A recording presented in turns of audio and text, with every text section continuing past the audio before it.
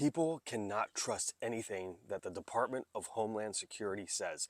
They showed up yesterday to Dodger Stadium, tried to gain access to the parking lot there, and were denied entry by the Dodgers organization, forcing the Dodgers to come out and post a statement about it, saying that they showed up, they were denied entry, and that the game would go on as scheduled that evening. Homeland Security wants you to believe that their attempt to access the Dodgers parking lot had nothing to do with enforcement of immigration, that their presence there had nothing to do with anything involved in their activities, had nothing to do with the Dodgers, and nothing to do with enforcement.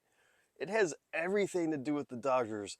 You went to the Dodgers stadium parking lot. That's a fact. This statement they made on X is so ridiculous because Dodger Stadium is surrounded by Elysian Park, and the roads around it, the whole thing is one big giant parking lot. So they could have gone and done staging there if they needed to. They didn't have to go into the Dodger Stadium parking lot. That's why this is so completely ridiculous and just a giant big lie. There are growing fears now that ICE will try and target the World Cup and other sporting events. And they are still continuing raids and detainments across LA into Ventura County, Santa Barbara County, and San Luis Obispo County. There was a large caravan that was spotted in the Coachella Valley that had National Guard troops supporting it. But we all know what this is really all about.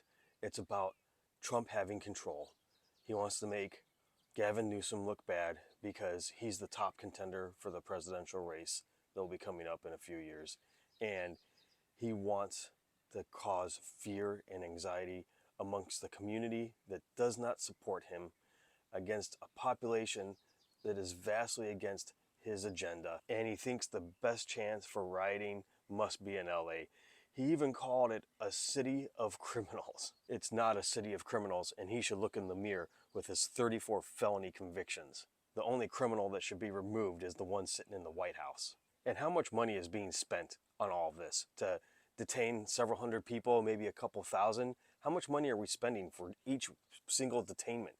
I'm sure thousands, probably hundreds of thousands. It's not worth it. It's a waste of money, and I don't even know how they're affording it because Homeland Security blew through their budget in like the first 3 months, and they're operating without an approved budget, and the same goes for the FBI.